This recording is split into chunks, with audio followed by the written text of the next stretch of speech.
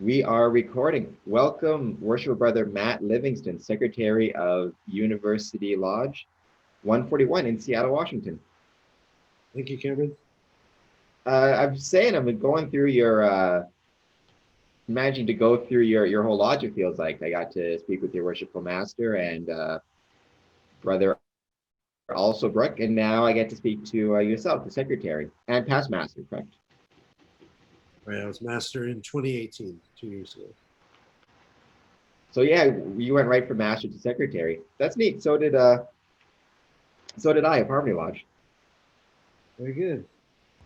So I got to start off, but I mentioned this in the podcast featuring brother also Brooke. But thank you for sending me the koozie Oh, from good. Got it. University Lodge. Nice. It was awesome. I loved it. Much appreciated. Very cool design. It was designed by your worshipful master, correct, Brother Stagner? Yeah, he wanted, Worshipful Brother Ben wanted to do something um, as kind of a token and kind of a way to stay in touch with the brothers. And so he came up with the idea of the koozie and he designed it himself. And being a tattoo artist, artistic design is kind of his forte. So he came up with a pretty sweet koozie. And what we've been doing is I had in the trestle board a couple months ago. I had a code, and if you could crack the code and send me the answer, then I would send you the koozie. And so that was one of the initial ways to get a koozie, and then to inspire people to pay their dues on time. I put that in the trestle board that anybody who paid their dues would get a koozie, and that got a bunch more. But we've got more for guys that attend Zoom calls or guys like yourself who are kind of like a VIP guest. We shoot a koozie to them. So I don't want the koozies at my house. So we find lots of different ways to get them into the hands of the brethren. But that ended up being a pretty neat deal. I'm a guest, but I don't know if I call myself a VIP, though I appreciate the kind words. Very good.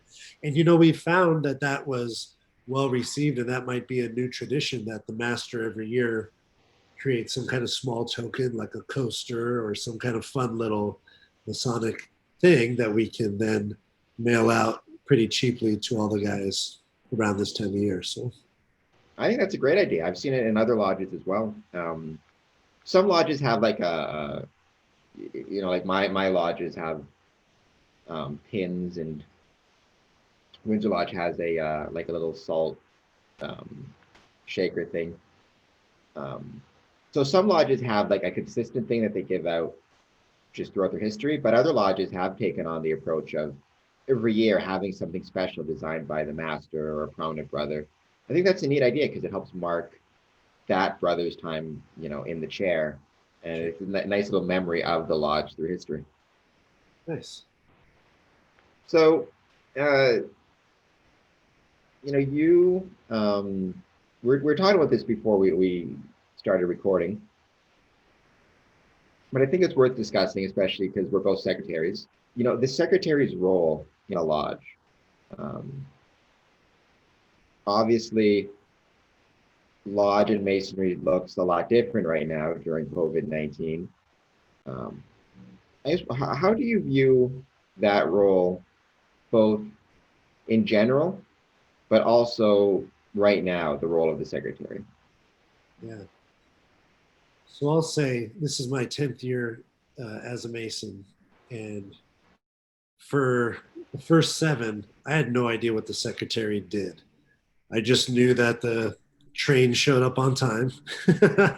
And I really didn't have a good read on all the behind the scenes work that was being done in general. And I especially didn't know all the work that the secretary was doing, probably because we had such an amazing secretary who had been at it for 30, 40 years. And then when I became master, the secretary was my guide who helped me uh, not crash into the walls and you know, not do a terrible job and not break the Masonic code every meeting and all of those kinds of things. So uh, So I appreciated that, but that also gave me a window into what the secretary's job is behind the scenes, because we would talk pretty frequently throughout the month and prepare for the meetings and prepare for different votes. And he would ask me lots of questions, which reminded me of the upcoming events or upcoming decisions or reminders that needed to be sent out, um, letters that needed to be sent out, what to do in Grand Lodge visits, pretty much all of the pieces that you need to know as master. The secretary was my guide, but I was the master and he was the secretary. And I think that's the magic in it. The secretary is not driving the car, but they're in the car. They might be in the back seat. They might be giving you your GPS coordinates, but they let the master drive. And I think that I appreciated that. And as luck would have it, I guess, at the end of my year as master, the secretary retired. And he's doing very well. We love him dearly. He's 86 or so years old now and happily retired. So the secretary position was open and he recommended me. And I accepted that recommendation. Of course, the lodge had to vote. And then he trained me up on everything. So the way I've tried to approach this position is much as the same as the driving analogy, but I like the bowling analogy where the master is bowling, but I'm the bumpers. And I try to help the master not throw any gutter balls and keep him in the lane, but he's bowling. I'm not bowling for him. He's leading the lodge, but I'm helping keep him in the lane through reminders, through policy, through decision making, and the like. So moving into COVID,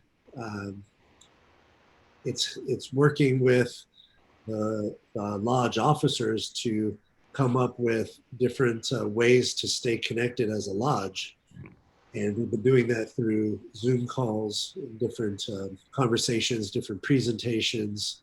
Sometimes it's just a happy hour, just making a reason to get together. But I'm the point person on the website for any new interested brethren. And so in the last couple months, we've had 6 guys reach out who are interested in joining the lodge, learning more, this and that. And of course, normally we'd invite them to dinner and they'd meet a lot of the guys and get a tour of the lodge, and we could put things into action. But that's a lot different now. And so it's finding ways to connect with these new guys and invite them and include them into these conversations that the whole lodge is having. And then also having smaller breakout calls on different nights so that it's kind of a small group of guys getting to know them better. I just had a call today from a guy who's reading about Masonry. And so we had a nice chat and we'll bring him into the fold.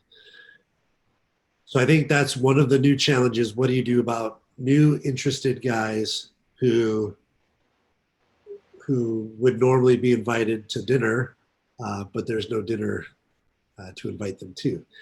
And then there's also the how do you keep the officers engaged? I mean, the master is going to be engaged because he has to be. But how do you keep the rest of the officers engaged in their roles that may not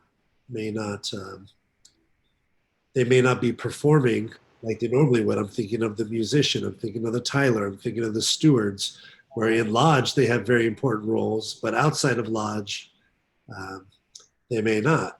And so how do we keep them engaged and part of the conversation? And then you've got all the other brethren, right, who would participate in your charity events, who would come to lodge and be part of that brotherly experience. And how do you help to keep them engaged? And it's hard. It's a challenge because people are going through their own adventures, whether it's employment, finances, or hardships, or health, or family health, taking care of someone else. So lodge may not be as high on their life priority list right now where normally it might be. So how do you help them make space for it? it kind of goes to something I've been talking about uh, with the worshipful master and with my brethren is kind of the distinction between a lodge meeting and lodge activity. A lot of times here you'll hear brethren say, our Grand Lodge has suspended all lodge activity until, as of right now, January 31st, 2021. Might go longer, we don't know. But I always point out they haven't suspended lodge activity, they suspended the in-person meetings.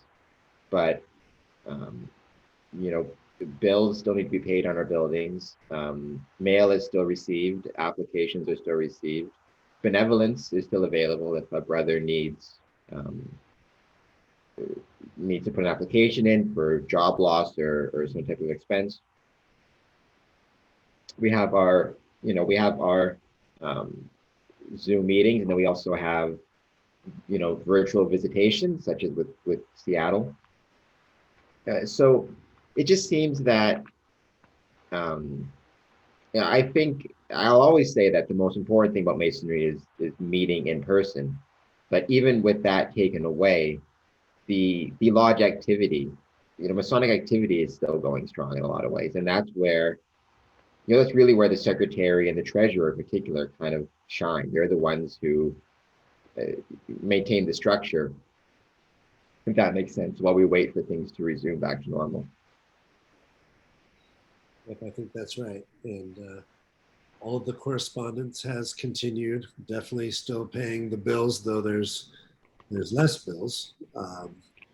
We just worked through our annual charity uh, vote, and so we support a couple different local organizations. And so I wrote some checks that we're donating Which to them. which ones?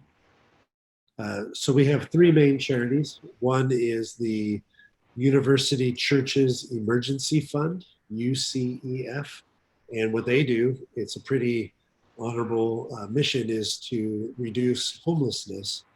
And so what they do is provide funds for families or individuals who need support paying their rent, uh, or they would otherwise be evicted because they've hit hard times or what have you. So they will help to subsidize and pay for some of their rent to prevent that from happening.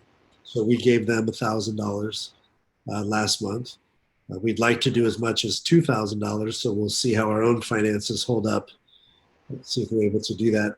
And the other one is the University Food Bank, which of course provides food to local families and individuals so that they don't go hungry. We gave them $1,000 as well last month.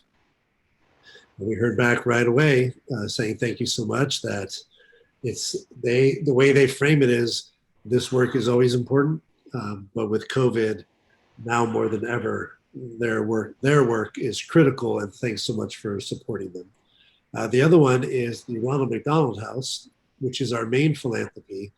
The Ronald McDonald House is down the street from Children's Hospital, and the way that operates, I think it's the same nationwide, but essentially for families that have a child who's receiving treatment at Seattle Children's Hospital, um, instead of them having to commute, if they live pretty far away, uh, then they can stay at the Ronald McDonald House, the whole family, and they don't have to pay, or they don't have to pay very much. And so we provide meals to the families there. So that's our main philanthropy. Now in person, we would be going once a month and providing the meals and serving the food to the families, which is always a really, it's honorable, but it's really rewarding for us to have the opportunity to help and to meet the families and to kind of support them through their life challenges. It's very humbling. You walk out of there thinking that you got first world problems, and your life is pretty good because you're not facing some of the challenges that some of those families are facing. And it always is remarkable how the kids will get in line for the pizza that we're serving, and they're smiling and they're happy, and you're thinking you've got you've got cancer and you're having treatments, every week, and you're happy. I got nothing to complain about, kind of thing. Um, with COVID, we haven't been able to serve in person. So what we've been doing is paying for the pizza that gets delivered, and then they serve themselves essentially because they can't have visitors because uh, they already have health compromises, which is why they're there in the first place. So having visitors is not possible. So that part of the business has continued, right? Keeping up with our charity work, keeping up with our philanthropies and our connections to the community, and keeping up with each other. Uh, and you're right, the treasurer and I speak pretty regularly to make sure that our finances are in order. Uh, our finances are relatively in good shape, though our principal balances have been declining over the years. And so we've had to reduce the amount of money that we've been able to donate each year. So that's hopefully going to recover at some point. When I try to talk to my treasurer, I can just see through the computer screen, even if it's on email, him rolling his eyes at another expense I got to send his way. But that's what you want, right? You want a free spending secretary and a cheap treasurer, and somehow they come together and they sort it out. Yeah, that's right. That's right. As a you've been a Mason for 10 years. You've obviously gone through the chairs, been a worshipful master. Now you're the secretary. How do you see so I'm about 10 years in myself. I joined 2007, so 13 years now. Obviously when I joined there was no concern of COVID, nothing like that. It's very relatively a quick process. I know you talked about trying to maintain contact with brothers and things of that nature, or with applicants, and making sure you're keeping in touch with them until you can bring them back in. Um, More in general, how do you see? Do you think that the current situation we're in will encourage people to join not just Masonry but other organizations when this is all done? Because being in lockdown or being somewhat isolated, they'll have more of a desire for these type of civic groups, or do you think it could be the opposite? People will get used to isolation and being alone and maybe be less inclined to join groups. It's a great question. Um, I'll start with the brethren. And I think what I hope is that the brethren will realize the great opportunity that we have to be together and to have those shared experiences in person, and that they will come back to lodge and participate and be highly engaged, whether they were before or not. People are always balancing their personal lives and all of the things that are pulling at their time. And my hope is that the brethren will return and appreciate just that we're able to. For guys that are interested, um, I think this is a whole social experiment of people who thrive in working at home are really enjoying that opportunity, right? Or people with long commutes who don't have to drive them. But there are certainly a lot of people that working from home isn't possible or isn't that effective, and there are people who've lost their jobs. So I think the effect of COVID is kind of different for different people.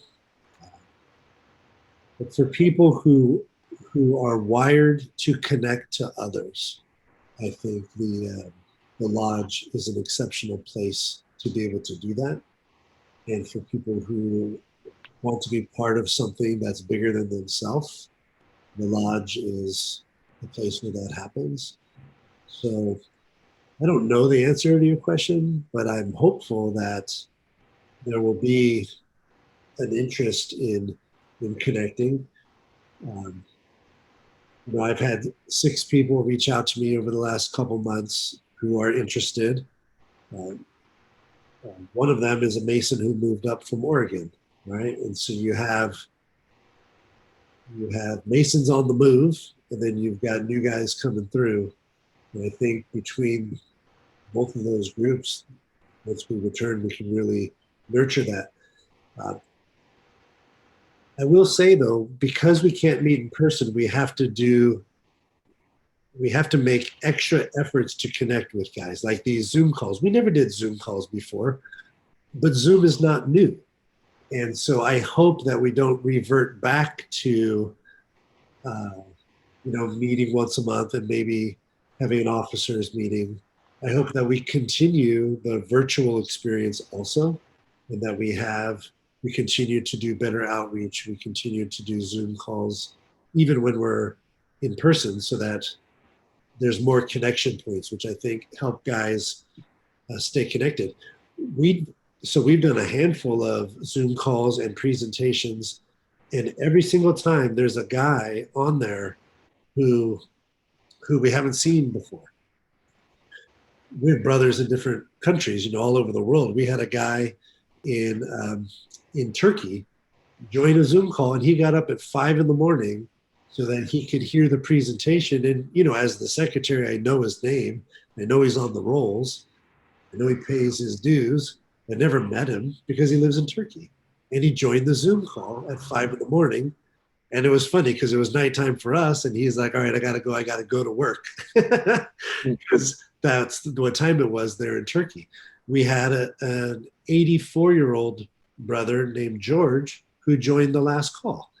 And George hasn't been to Lodge in a long time, but George could hit click and show up. So in an interesting way, the Zoom calls have enabled brothers to access the Lodge where they wouldn't normally be able to because of their age or where they live.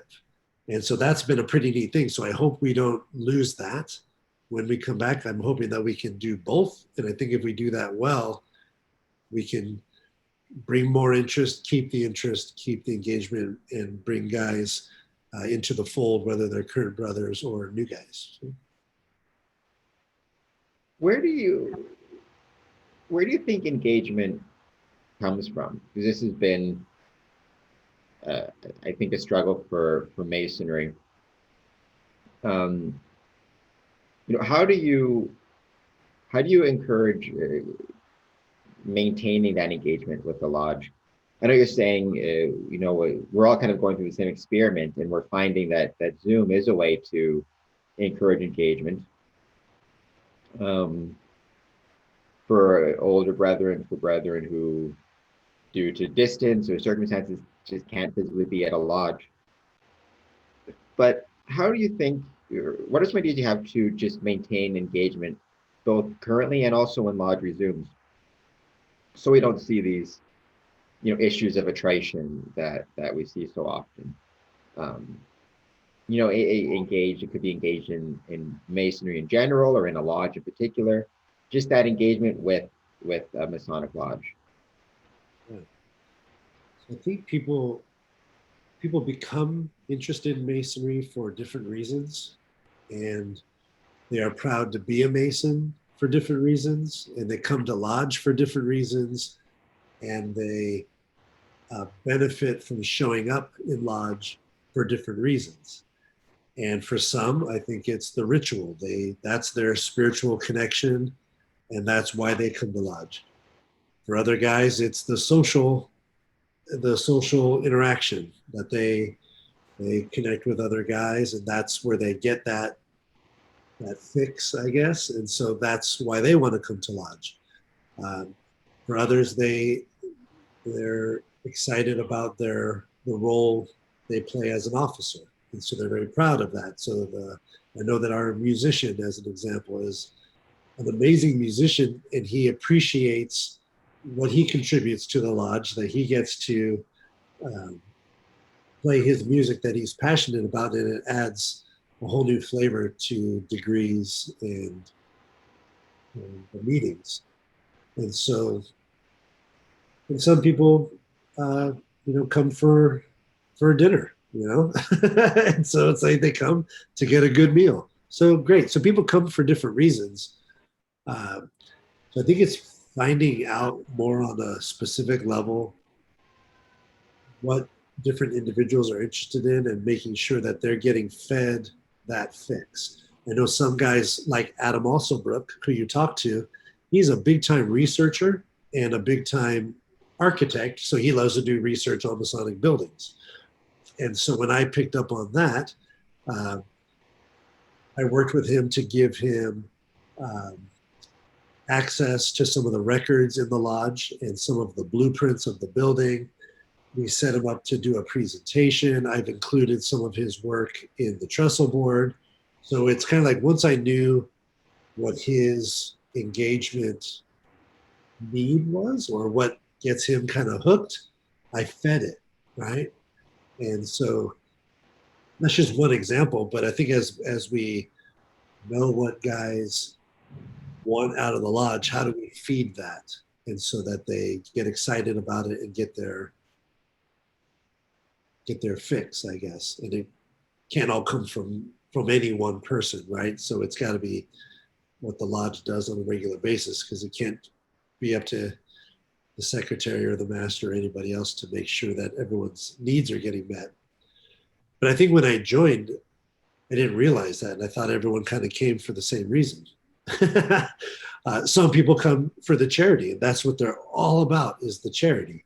And there are some guys that don't participate in that at all because they're more into the ritual. They love mentoring new guys, and they love teaching new guys the cipher and helping them with their proficiencies, and that's why they're in it. And it's all good. There's no wrong answer. And each of those ways can engage guys. But I guess it's providing those opportunities, because if you're a guy that's going to engage you and those opportunities aren't there, then you'll fade out. When would, as a lodge, welcoming or even meeting with an applicant, when do you think you start to broach those questions? Do you think right from the application process before they've joined, you start to figure out, okay, what are you interested in? Not necessarily just so much what do you, the one thing I always struggle with is a lot of times the question that an applicant gets asked is, what do you hope to get out of Masonry? Which is always tricky, because if they've not joined and the only thing they know of it is, their own research, they may not know what it actually offers necessarily, which is why I think sometimes the approach should be we first tell them about it and they kind of go on from there, as opposed to asking why they want to join, because they may not have a good idea, or they may not have the good idea of what the craft is, which is why maybe it's a good idea for us to explain it to them well. But in terms of their interests and connecting with them and engaging with them on those interests, do you think lodges should broach that topic early, learn what an applicant is interested in, and see if there's a place for that in a Masonic lodge, or just have them go through it and figure it out and kind of pay attention as they go through to what they enjoy? Yeah, I think it's a good idea to have the conversation early, and I would also have it often. And so it may be part of you sharing the great things your lodge is doing, and it may be an opportunity for them to see if it's a good fit for them, right? So I think fit is an important part of candidates or a petitioner's journey and a selection. And we always recommend that they visit several lodges, and not just ours. Masonry is a great experience, but every lodge kind of has its own DNA, and it may feel a little different based on the makeup of the guys that are there. So if you're a candidate, you want to be in the lodge that feels like it's the best fit. And part of that decision making might be, I have an opportunity to do different things, like charity or mentorship or presentations and Masonic lectures, or traveling to other lodges and different things like that. So I think it is a What do good you think idea. makes a good fit? Oh, sorry to interrupt. What do you think makes a good fit for um, either masonry in general or even a particular lodge? Uh, we've all come across, and I'm sure you have in your 10 years, guys who they come in and for whatever reason they just seem like they're not a good fit for the craft or for the lodge, and then you see them once or twice and then never again. But this is something I've struggled with is how do you gauge that whether they'll be a good fit or not? Because it just seems like such a challenge. Yeah, right. So I think you want a genuine interest in learning. You want a genuine interest in um, putting in, like participating, putting in time, putting in effort. You hear the phrase, whatever you get out of it, what you put into it. And if you don't put anything in, not only do you not get anything out of it, but we don't benefit as a group from your efforts and your skills and your passions and what you could bring. Going back to the musician, right? If the musician didn't participate, he misses out on the lodge, but then we also miss out on hearing his music, right? And so it's kind of both. Um, Participation can look different for everybody, though. And I'm realizing that as we go. I mentioned earlier that there's this 84-year-old Mason who joined the last Zoom call. I hadn't talked to him before. Subsequently, we talked on the phone and I got to know him a little better. Masonry plays a huge role in his life, and it's his kind of guiding pillars, if you will, in his moral conduct and how he treats others, his kind of outlook on life, and always wanting to make a difference in his community. And so, on the one hand, he's a freaking rock star Mason. He's like the model example Mason, um, but you wouldn't know it because he hasn't come to lodge in forever. And so, I think if your metric is how often you show up to lodge, whether that makes you a good fit or not, may not may not always work. And of course, there are guys who just disappear and they're no longer interested. They don't participate at all. They fade out. They don't reply to emails or letters when you're trying to reach out and connect. And it does make me wonder, as secretary, what happened, right? Because at one point in your life, this was important to you, and you joined, and you went through the degrees, and you put in the work, and then you've vanished. And how do we prevent that? So this is a really good question, Cameron. I think fit is a good one for us to continue to discuss in lodge, because we want it to be a good fit and we want to stay a good fit. It's kind of like the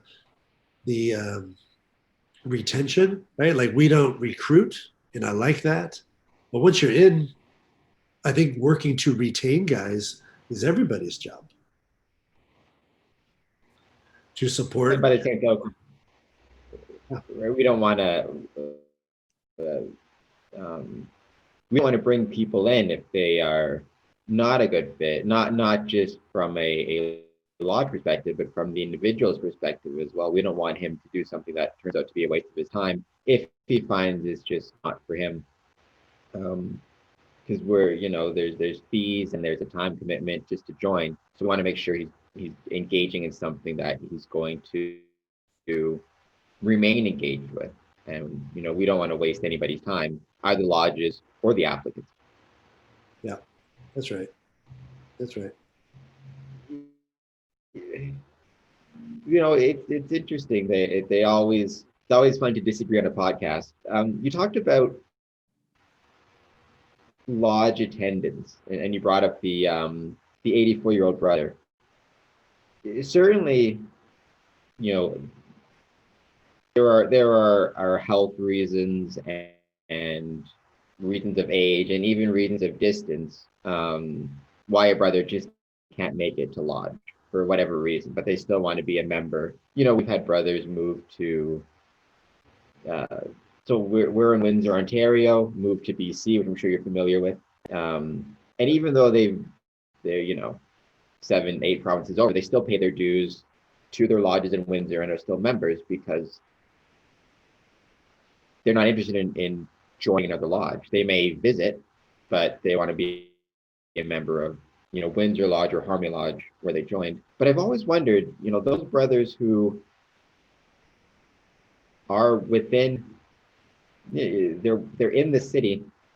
There's no health reasons, at least that the lodge is aware of, why they can't make it or anything like that. And you just don't see them. It seems that they're just not. I don't know. I've always struggled with the idea of you know, are they are they a good Mason? Are they really getting sufficient out of it to? I mean, we get their dues, but I always say I'm more interested in a brother's attendance than their dues. You know, they'll find a way to make the lodge work financially, but the fewer and fewer members you have attending, the harder and harder it is to get the work done. That's right. That's right. Yeah, I'm with you on that. When COVID started, we did some pretty significant outreach to our older brothers to check in with them and see if they needed anything. This is when, you know, the grocery store shelves were empty and people were fighting arm wrestling over toilet paper.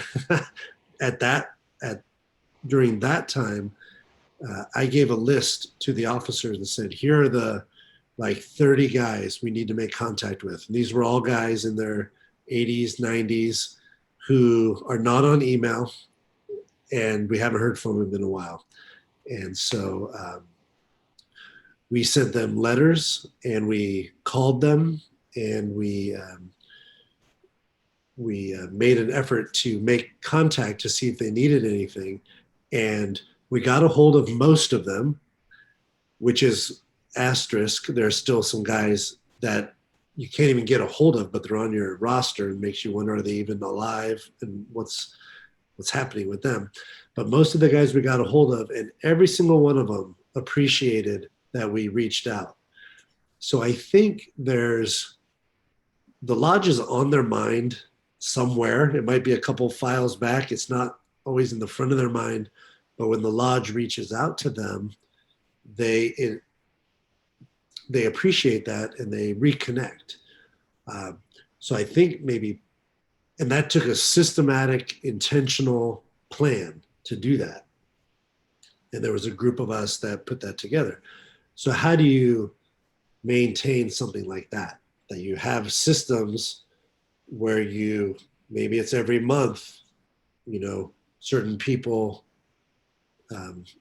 do some outreach or what have you. It's a concerted effort to connect with different brothers that it's like a wellness check, right? Just checking in on them because you haven't seen them, haven't heard from them, want to make sure they're okay. So it's just a thought, but and we showed that it would work, you know. You mentioned those excuse me, you mentioned those I guess ghost brethren. The names are on your register, but you can't get in touch with them and they don't respond. I think every lodge has a few of those. I knew a secretary who would give a guy especially in the case of life members who they're not paying dues, so you don't get into them that way. There's life members. Give them two chances to respond, and if they didn't respond, he would mark them as deceased on the next Grand Lodge return. Yeah, yeah. Which is one way to clean up your list, I suppose. So we lost the lodge wouldn't have to get the. I don't know how it works in. I'm assuming it's the same way. You know, there's you pay a certain amount to Grand Lodge per member every year, right? Whether they and that's also how things like your lodge assessment is determined for your temple, and your district deputy assessment. It all goes expenses divided by member or cost divided by members. So the greater number of members you have, especially when you get to that like membership stage who aren't putting in dues, it's more important than ever that they remain active or remain in contact with the lodge or vice versa. Because otherwise, or if anything does happen, heaven forbid that we know about it, because nothing's worse than having a guy on your roll for 5 or 6 years and then finding out he's been deceased, but he's never been taken off and nobody knew, and just that maintaining of contact. It seems to be something that a lot of lodges are struggling with. You wouldn't think so, because with technology the way it is, you think it'd be easier than ever to find people. But I know most lodges go through these systematic purges every 5 or 6 years of, deceased brothers, demitted brothers, suspended brothers. Um, what are some ideas for that? You talked about the systemic approach you took at the start of COVID, but just in general, do you think that comes from lodge so often not being the top of people's minds? You always hear family work, Freemasonry. As family and work become more and more all encompassing, maybe you move 3 or 4 times and forget to tell the secretary your new address, or you get sick and don't think to tell the secretary you're ill. I guess, how do we keep lodge at the top of mind of people so that as they're going through life changes, the secretary isn't the last to know? Right, right. That's the magic question, right? So one thing that we did this during the COVID outreach, but I think we'll continue to do it. There's a lot of brothers where all I have is their address. I don't even have a phone number, and I don't have an email. And so what we did is we created postcards that are self-addressed, stamped to the lodge, and it's just contact information, right? And you put a stamp on it, and so you mail it to them. And in the letter, you say, I'm updating the contact info. Hope everything is good. I don't have a phone number for you or an email. And is this address still current? Please fill out the postcard and drop it in the mail. And we actually got quite a few back. We got about half of them back that we sent out. We sent out about 40 and got 20 back. And so now, then I updated their info because now I have their phone number, or a handful of guys, now I have their email. So it's easier to stay in touch. So that was a successful venture. So we'll keep that up. And then with the trestle board, I emailed the trestle board to all the brethren that I have their email, which is about 180 guys. And then I mail about 40. I got it also. Thank you so much. Yeah, I mail. Yeah, there you go. I mail 45 printed copies in snail mail for the guys who I don't have an email for. And sometimes those come back, bad address or whatever. And then I do my best to try to hunt that brother down to get their latest contact info. We also mail Masonic birthday cards.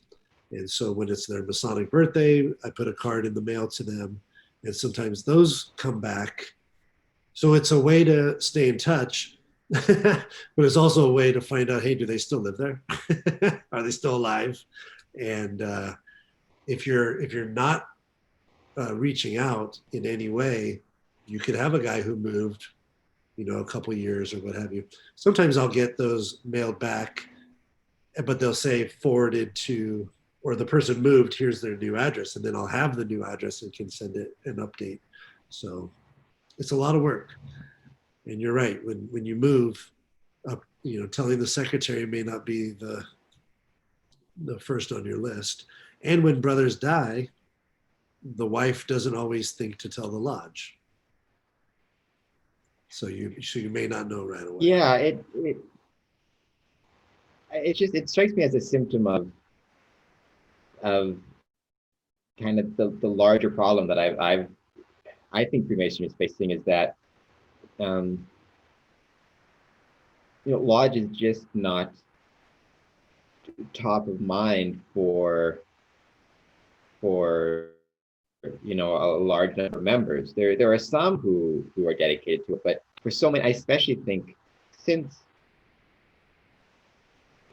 the 60s, the 70s, ever since you started to see an increase in, two-income households and kind of wage stagnation, the result of which being people are spending more hours at work for, the same amount of pay, reflected with inflation and all the quote unquote modern challenges that come up, the room for Freemasonry, especially as someone grows and gets a family, uh, that sphere becomes smaller and smaller. And then, the guy who forgets to let the secretary know his new address is also probably the guy who doesn't attend lodge. If something's top of mind or you're thinking about it, you're more likely to, there's a correlation there between whose address you don't have and who's you're not seeing in lodge. And the brother who passed away, but you don't find out about it because his friend doesn't inform you, is probably also not a brother who was active in lodge very much or for many years. I guess it's just, there's lots of things and I love the postcard idea. I think I might try to implement something like that here, just hearing it. That seems like a great way to clean up your list and improve your data. But how do you, I don't even know how to find the answer to it, but how do you make Freemasonry like the other way around? How do you encourage it to be top of mind? So it's not, if something's always there, you can kind of, take it for granted and then forget about it over time. It's this idea of making sure brethren feel connected enough or feel it's important that they, like I said, they keep in touch with the secretary about life events. And they, um, you know, first thing I did when I created a will was I thought about where's my apron going to go? Where's my Masonic regalia going to go? Right? Yeah. Who's going to let the lodge know? It's almost up there with the same idea as like organ donation stuff. It's just something that is always on my mind. So when I have a major event, I think about it. What do you think that's just in the modern world with all these problems, or not problems, but with family and work taking up more and more space? How do we keep Masonry at the top of a brother's mind? Yeah, I think Masonry has to play an important role in their life. Whether that's them attending in person or the way they live their life, and so they're connecting to their experiences that they've had, or them participating in the charities. We have some guys that don't come to lodge, but they come to the Ronald McDonald House when we're feeding the families because that's their thing.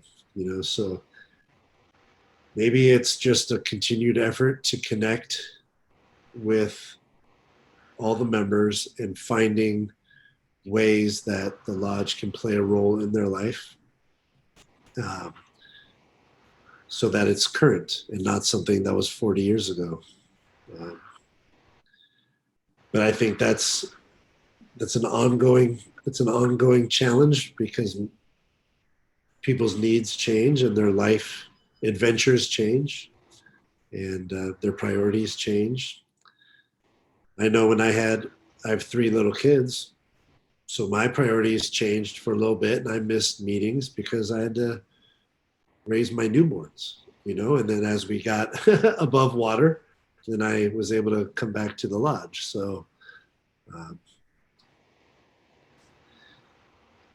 but what I think is happening, what this is doing for me, Cameron, is I'm realizing we need to talk about this more in lodge, because this might be something that we intellectually know or maybe have even complained about, but never like really talked about it in a way to figure it out and do something about it.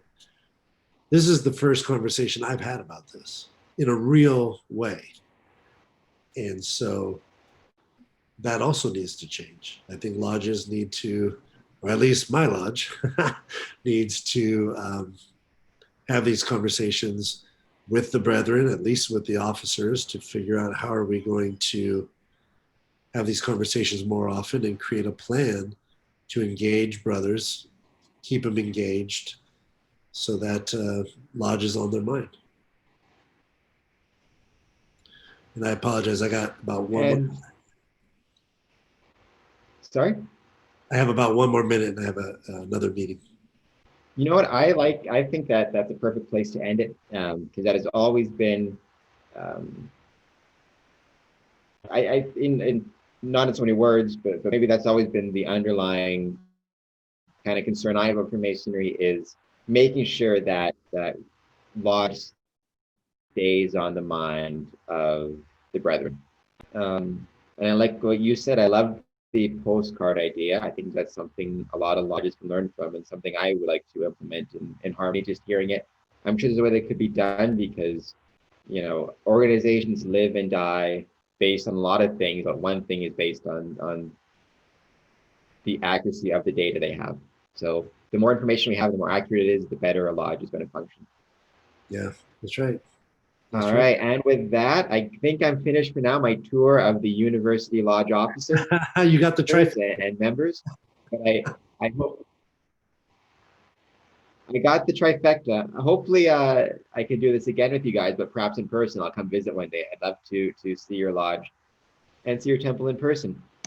We'd love it. We'd love it. So glad we're in touch, Cameron. And thanks for all your hard work with the podcasts, and keep up the great Masonic journey that you're on. Thanks for letting me be a part of it. Thank you so much. Remind everybody watching this, please hit the like button, subscribe button, comment, support on Patreon, all that good stuff. And with that, thank you so much. Thanks, Cameron. Be well. Take care.